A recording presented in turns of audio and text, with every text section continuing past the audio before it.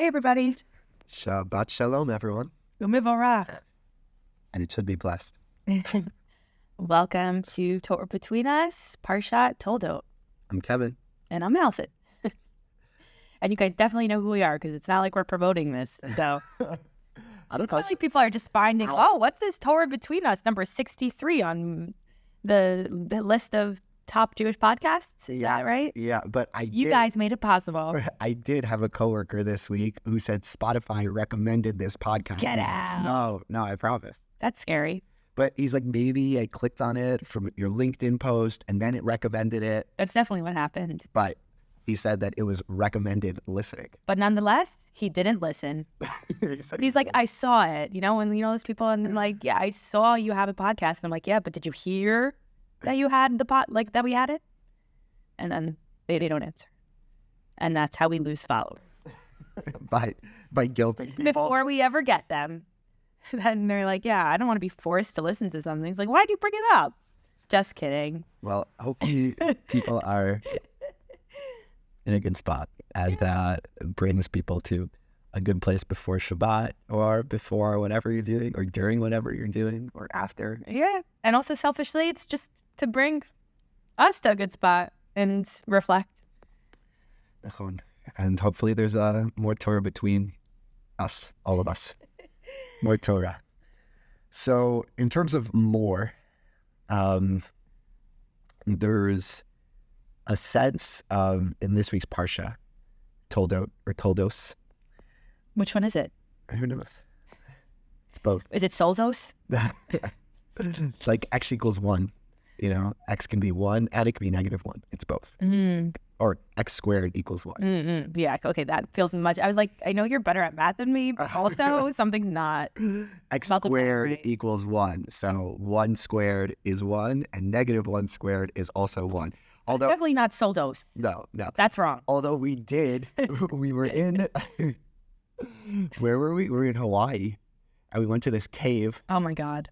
And this guide of... Can I set the scene a little bit more? Yeah, please. We're in Hawaii. Kevin finds, we're number 63 on podcast. This guy was like number 1 on attractions in Hawaii. Okay, so we think it's totally legit. We pull up to someone's house. We're going to do like a cave exploration of these lava caves. And there's this guy that looks like he has a time machine in the back of his house. Like that's his vibe, you know, like the crazy hair, like funky vibes. And we just like pull up into his house and he has like this makeshift map and like random gear that we like need to put on. And then he takes us down to this lava cave entrance that he has in his backyard that you just so happened to find. And he takes down us and a couple other people. We didn't wait for some people who were late, so that was also the vibe. And he takes us through this little path in his backyard. And we go down into this lava cave, and there's a gate because he's like, these crazy kids are always playing in my lava cave. So he locks us into the lava cave. He literally takes out a key, and then he shows us where he puts it in his pocket with a zipper because he's like, in case I pass out or something happens to me, you know where to find the cave and you can get out. And I'm like, okay, everything about this is not making sense. But yeah, let's go with it. Let's keep doing this exploration. Wow, I totally forgot about that key part. That's the backstory to this ridiculous 3.5 hour long excursion. That's really, you're only walking 20 feet, but he stops at every inch to show you something about the cave that he definitely just read off Wikipedia. No, he's like, I've discovered this whole new way of thinking about caves and lava flows. And yeah, so he also has a new way of thinking about math, basically. So he was like, this isn't the stuff they teach you in school. In school, they'll say this and this, but like, all that stuff they teach you in school is wrong. And I was like, such as like, I mean, I don't think everything I've been taught is 100% correct, but I was just curious what his example was going to be. And I was thinking, this is a great idea. Stir the pot with this crazy man who locked us in a basement lava cave. Yeah, let's go there. So he said, you know how they teach you in school that a negative times a negative is a positive? He's like, that's just wrong. That's not true. And I was like, well, let's say you say I lost my debt, therefore you gained money. And he was like, he wasn't having it. But yeah, he's like, look at the number line. If you multiply -5 by -5, he was just like not making any sense, but was like very strongly convinced that Yeah. Everybody else in the world is wrong there. So at the end of the 18th century, there was a famous rabbi, the Vilna Gaon, who's commonly referred to as the Gra, and he used to say that someone's Torah knowledge and someone's math knowledge are correlated, and that understanding like pure logic and reasoning, those help one get closer to godliness or truth. So our tour guide was a pagan. That's essentially what I've concluded. But he was definitely an adventurous spirit, and he was someone who was seeking. And Yaakov is Jacob in our parsha. He's someone who's it says Yoshev Ohalim. He's a tent dweller, opposed to dweller. We're branding it. Tent dweller. First heard here on the number 63 Jewish podcast on Spotify. And so as a dweller, this is in contrast to his brother Eisav or Esau. Never knew how to pronounce that. Yeah, I don't know why. I don't know why there's a U or a V or what it is. But he is more of someone who's out there, who's hunting, who's seeking more, rather than being someone who dwells in their tent and kind of is appreciative maybe of what they have, or maybe more of like a homebody, someone who's trying to. Yeah, I mean, we also see it just in like his actions, right? Like he comes home from the field from a day of murdering, hunting, however the rabbis like to interpret it, which is, firstly, I think it's so fascinating how the rabbis turn Eisav into like a real like model for what not to do. You know, like he's like really made into like a quite difficult character. But he had great kibbud b'ain. He respected his parents, so it can't be that bad. But so when definitely he comes home, his father. yeah, his father, his mother. Oh, okay. Daddy's boy. Daddy's boy. Eisav, the daddy boy. So he comes home from his day of murderous activities, and what's it say? It says that he's starving and that he was tired. And he says to Yaakov, "Hey, boy, looks like you're making some soup over there. Hey, mama's boy. Some lentil stew." And he's like, "Yeah, I am." And then he's like, "I'll trade you some of this stew for your birthright." He's like, "What use is my birthright if I'm going to die? Like, give me that soup." Maybe being a little dramatic. Like, give me that red stuff. He doesn't even say soup. He's like, that red thing over there now in my mouth. Yeah. Pour it down. My parents used to always get upset with us when we said, like, "I'm starving" or "I'm famished." They're like, "You're not. You're hungry. Your stomach is growling." Like, those are serious words. Those have, like, you shouldn't use those terms. But then he's like, "What use is that, the birthright to me if I'm going to die? Give me that red stuff." And then Yaakov's like, "Okay, if you say so, swear to me." And then he swears to him, and Yaakov then gets the birthright, and Eisav gets the red stuff, stew. And then it says, "V'Yaakov natan le'Eisav lechem unizid adashim." And this is chapter 26, or chapter 25, verse 34. Jacob gave Eisav the bread and lentil stew. V'yachal, v'yesh, v'yakam, v'yelech, v'yevez. Eisav et bechora. And in the Hebrew, it's each one of these is "and." So it's "and he ate, and he drank, and he got up, and he left, and he belittled Eisav the birthright." So it's like 6 verbs in a row, which is pretty strange. Usually it's like, "and he ate the stew, and then he drank the water, and then, he got up to go there." But it's like, he ate, he drank, he got up, he disgraced, and like, he went. And it's this sense of like abundant action without thought or intention. So like very much in contrast to what we were speaking about last week, about doing enough and like being okay to slow it down a little bit. Well, it's like kind of the opposite. And so here, yeah, it's the opposite. It's like last week we were talking about the idea of the mezuzah. Like when you get home, the name on the mezuzah is Shaddai, which literally means like it's a name of God. But they say that like Shah, like you should silence that voice. And die is enough. And you should say die, which is in Hebrew enough. Like you got home, you did enough today. You did what you could. But sometimes it doesn't feel like you did enough. There's like so much more to do. I have to respond to this comment that was anti-Semitic and repost this and, help this person learn about Shabbat and embrace their heritage. And, it feels like there's so much to do.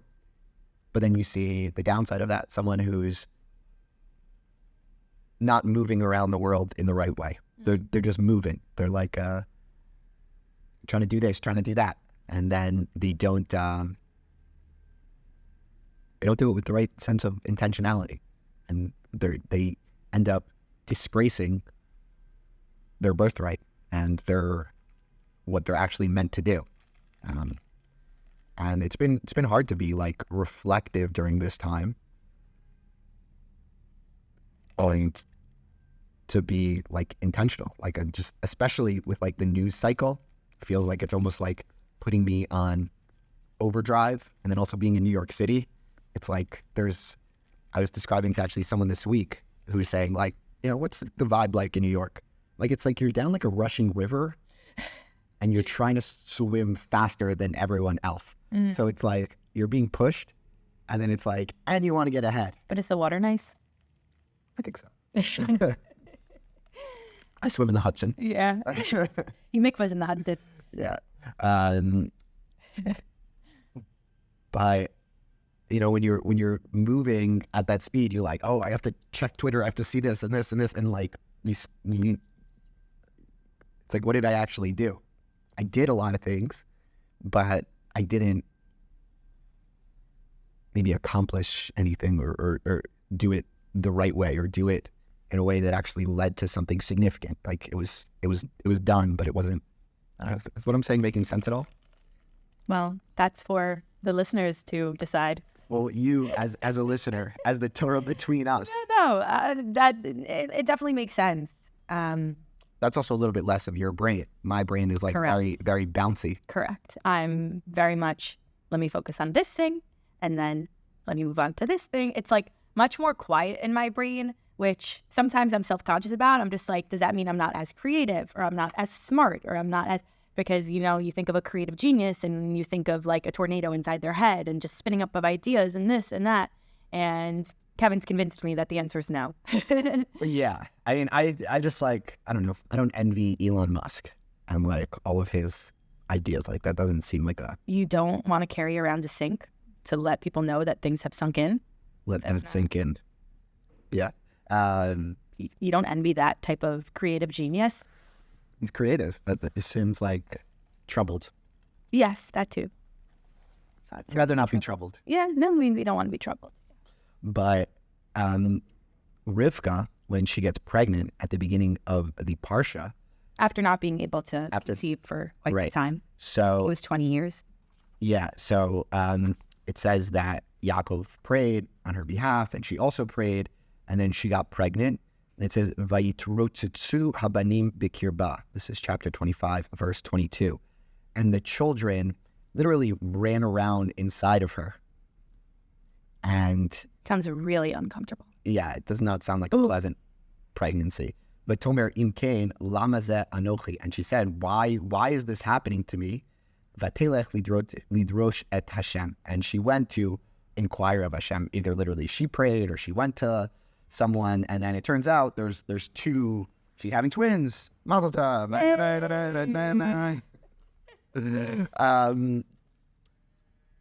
don't know.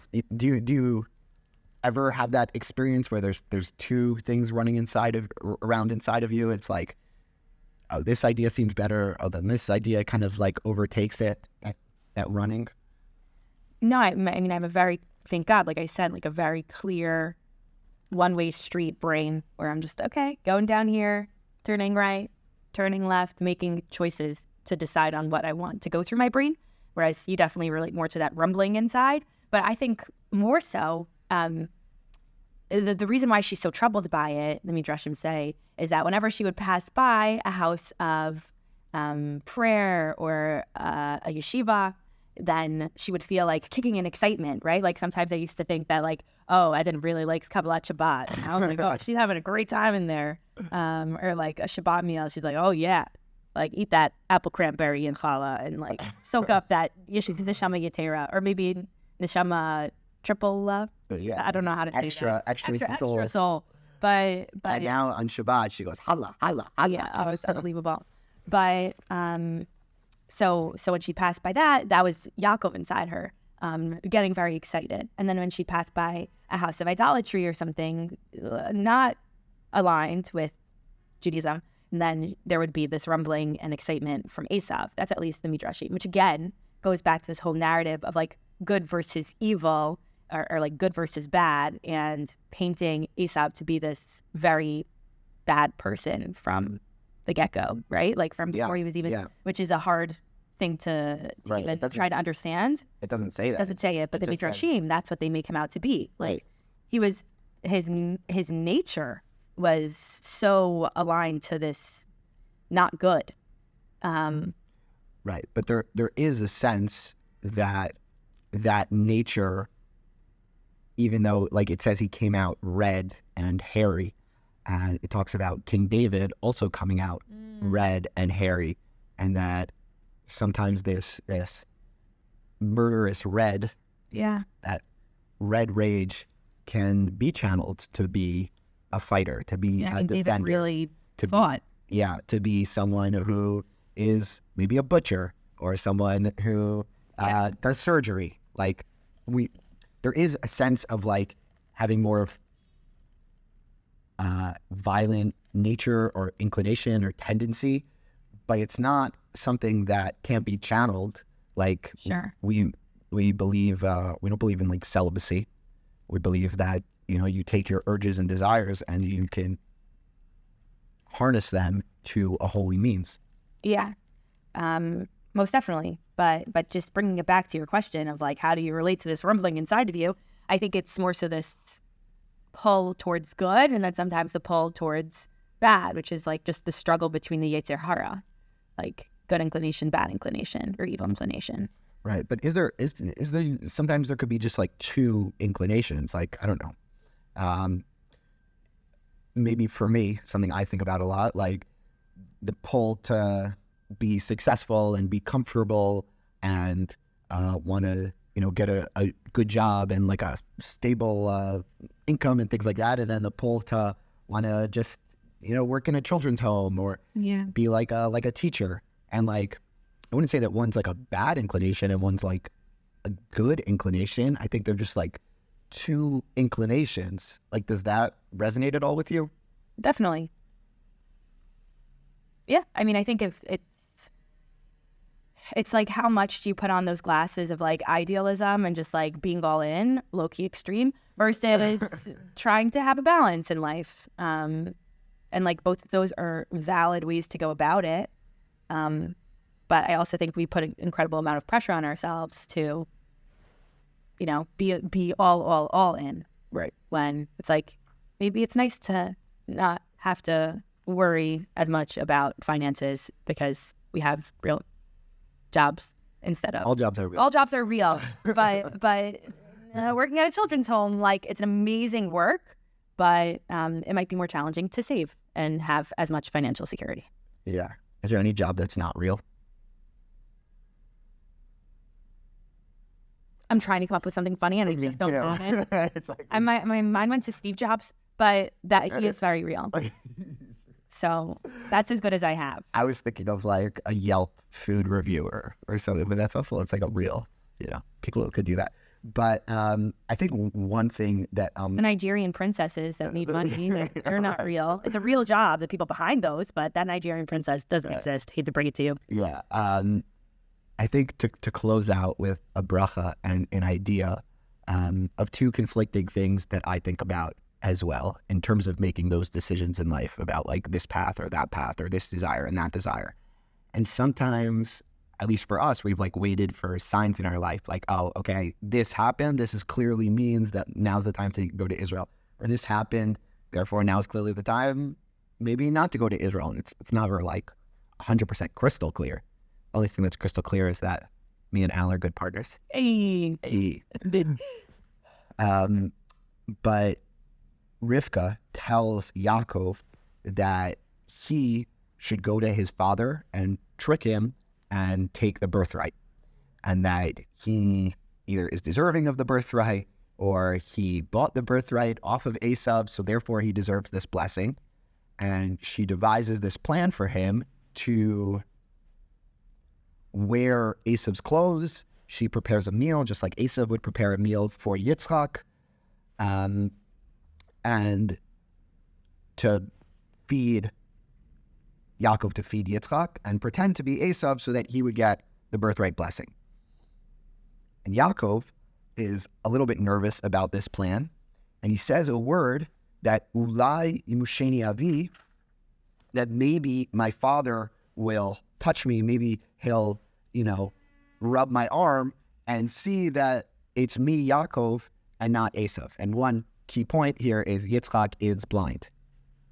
So Yitzchak is blind, so he can't tell who's going to be coming in. So by wearing Eisav's clothes, he should be able to trick him. But Yaakov says, maybe my father will rub my arm and discover me. Using this word ulai. Ulai. And in the Torah, ulai always means maybe something good will happen. Maybe this blessing will be fulfilled. And the way to say maybe this shouldn't happen is pen or lest. Like, oh, I don't want to go through with this lest my father touch me and then he'll curse me instead of blessing me. But it says maybe my father will curse me. Like, hopefully, possibly, this could happen in the most optimistic way. And this is something that I think is a pitfall within Yaakov, within Jacob, that he, on the one hand, wants to fulfill his mother's desire and maybe his own personal desire to take this blessing. But on the other hand, he also doesn't really want to trick his father, and he is nervous about being cursed. And he's kind of letting the situation unfold rather than making a decision. He's going through with it, but he also wants to get caught in some maybe deep psychological way. Does that make sense? Yeah, keep going.